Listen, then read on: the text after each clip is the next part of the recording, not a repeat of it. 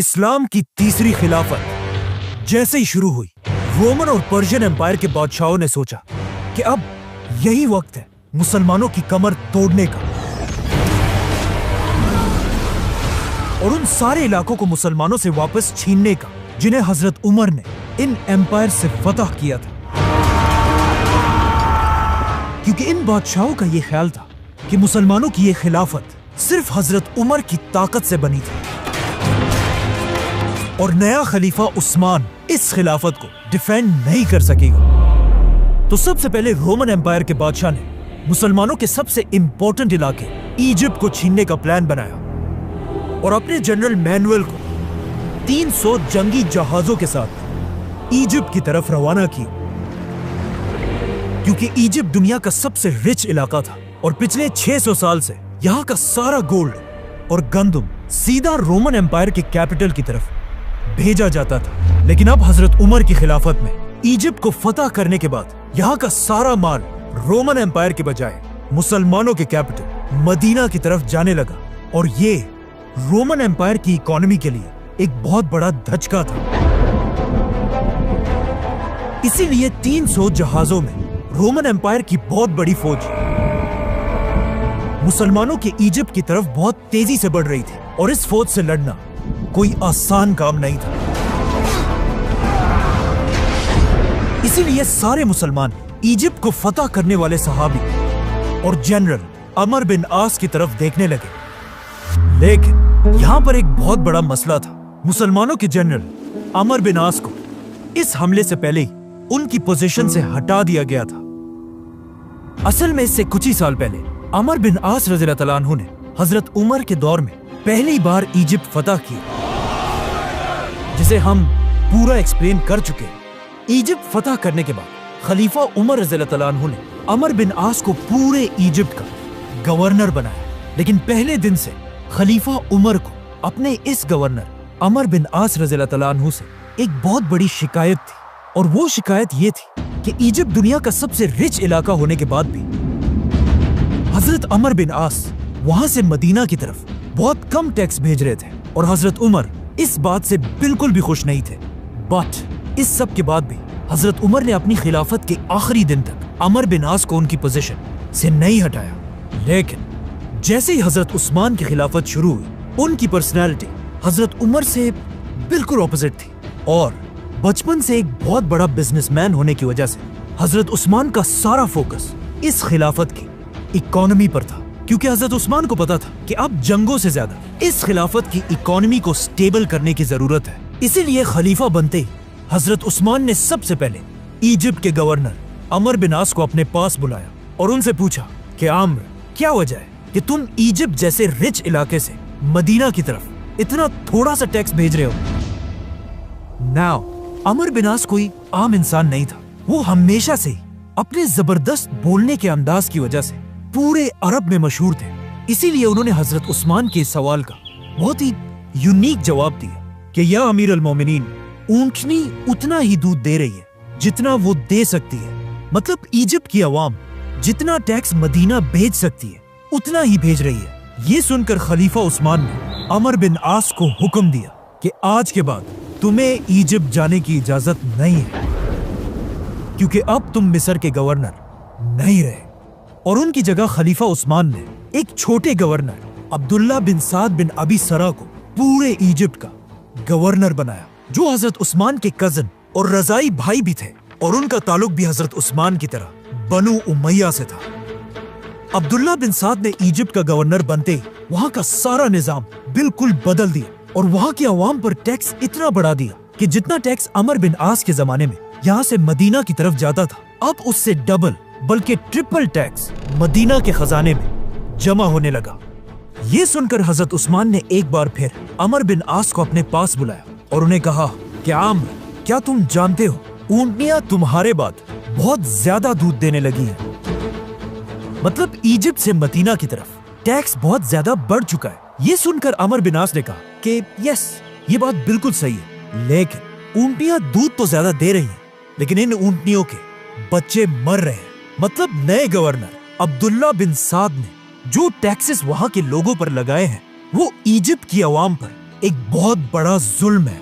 और ये बात बिल्कुल सही थी, क्योंकि अब्दुल्ला बिन साद के इन नए टैक्सेस ने इजिप्ट की अवाम को इतना तंग कर दिया था कि आहिस्ता आहिस्ता इजिप्ट के लोग मुसलमानों की इस खिलाफत से नफरत करने लगे।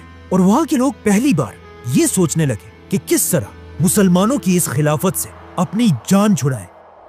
आखिर एक दिन इजिप्ट के सबसे बड़े शहर अलेक्जेंड्रिया के लोगों ने मिलकर एक बहुत ही सीक्रेट लेटर लिखा उस वक्त के सुपर पावर रोमन एम्पायर के बादशाह के नाम, जिसमें उन्होंने लिखा कि यही वक्त है मुसलमानों की इस खिलाफत पर हमला करने का। और जैसे ही आपकी फौजें मुसलमानों पर हमला करेंगी, इजिप्ट की पूरी आवाम मुसलमानों के खिलाफ बगावत कर देगी। इसीलिए without wasting any time Roman empire के बादशाह ने 300 जंगी जहाज, तलवारों, तीरों और अपनी फौज से भरकर मुसलमानों से जंग के लिए रवाना किया।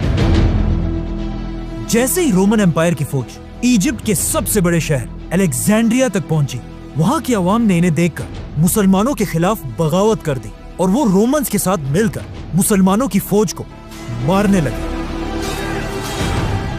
और बहुत ही आसानी से उन्होंने अलेक्जेंड्रिया जैसी इंपॉर्टेंट सिटी मुसलमानों से छीन ली। सिर्फ कुछ ही मुसलमान ऐसे थे जो बहुत मुश्किल से अपनी जान बचाकर अलेक्जेंड्रिया से भाग गए और सीधा इजिप्ट के कैपिटल की तरफ गए और जाकर वहां मुसलमानों के गवर्नर अब्दुल्ला बिन साद को बताया कि पूरे इजिप्ट में मुसलमानों के खिलाफ एक बहुत बड़ी बगावत हो चुकी है। लेकिन अब मसला यह था कि अब्दुल्ला बिन साद एक बहुत ही नए गवर्नर थे और वो इससे पहले किसी भी बड़ी जंग के लीडर नहीं रहे थे। इसीलिए मुसलमानों को इस बात का डर था कि हमारे ये गवर्नर अब्दुल्ला बिन साद रोमन एम्पायर की इतनी बड़ी फौज से जंग नहीं जीत पाएंगे और इजिप्ट हमेशा के लिए मुसलमानों के हाथ से निकल जाएगा। इसीलिए इजिप्ट के मुसलमानों ने मिलकर खलीफा उस्मान रज़ियल्लाहु ताला अन्हु की तरफ एक लेटर भेजा कि आप अब्दुल्ला बिन साद को हटाकर उनकी जगह दोबारा अमर बिन आस को इजिप्ट का गवर्नर बनाएं, क्योंकि अमर बिन आस एक बहुत बड़े लीडर और जनरल थे। उन्होंने इससे पहले भी पूरे इजिप्ट को फतह किया था, जिसकी वजह से अब तक रोमन एम्पायर की फौज के दिलों में अमर बिन आस के नाम का खौफ था।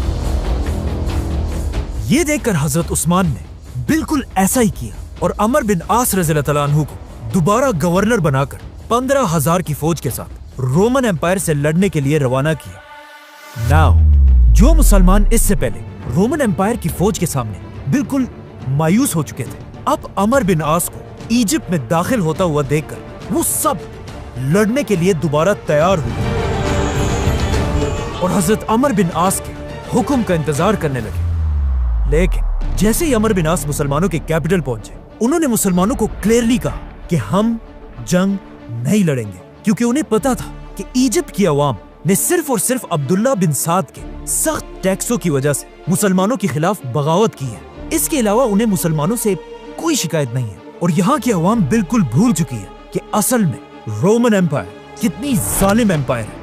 अमर बिन आस रज़ियल्लाहु ताला अन्हु मुसलमानों को समझाने लगे कि जब इजिप्ट की आवाम रोमन एम्पायर के जुल्म को देखेगी, वो खुद ब खुद उनके खिलाफ हो जाएंगे और हम जंग के बगैर ही जीत जाएंगे। जो हजरत अमर बिन आस ने कहा था एग्जैक्टली ऐसा ही हुआ। रोमन एम्पायर इजिप्ट पर हमले के बाद यहाँ के हजारों इनोसेंट लोगों को मारने लगी, उनके दुकानों और घरों को लूटने लगी और इवन उनकी औरतों और बच्चों को भी नहीं छोड़ा। इसी तरह जुल्म करते हुए जैसे ही रोमन एम्पायर की फौज मुसलमानों के कैपिटल के करीब पहुंची, वो इस वक्त तक यहाँ की आवाम पर इतना जुल्म कर चुकी थी कि अब हालात बिल्कुल बदल चुके थे। मतलब इजिप्ट की सारी आवाम रोमन एम्पायर को छोड़कर मुसलमानों के साथ मिल चुकी थी। ये देखकर अमर बिन आस ने फाइनली मुसलमानों को हमले का हुक्म दिया और आखिर एक बहुत खतरनाक जंग के बाद मुसलमान ये जंग जीत गए और रोमन एम्पायर की फौज हमेशा के लिए इजिप्ट को छोड़कर भाग गई। हजरत उस्मान की खिलाफत में मुसलमानों की ये फतह इतनी बड़ी थी कि अगले 1000 साल तक कोई भी मुसलमानों से इजिप्ट नहीं छीन सका और आज तक इजिप्ट मुसलमानों के कंट्रोल में है।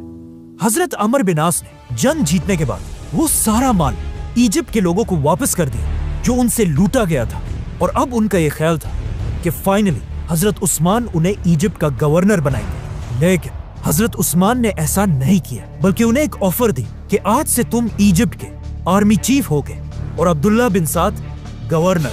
लेकिन अमर बिन आस ने उन्हें कहा कि ये तो ऐसी ही बात है कि गाय के सींग मैं पकड़ूं और उसका दूध कोई और लेकर जाए। और ये कहते ही उन्होंने हजरत उस्मान की ऑफर मानने से इनकार कर दिया और इसी तरह हजरत अमर बिन आस ने एक बार फिर पूरा इजिप्ट फतह कर लिया। नाउ इजिप्ट का मसला तो हल हो चुका था, लेकिन अब खलीफा उस्मान की जिंदगी का सबसे बड़ा वाकया पेश आने वाला था, क्योंकि पहली बार दुनिया के मुसलमान कुरान की किरत के बारे में एक दूसरे से लड़ने लगे थे, जिसके बाद हजरत उस्मान ने दुनिया का पहला यूनाइटेड कुरान बनाया, जिसे आज तक पूरी दुनिया पढ़ती है। सब्सक्राइब।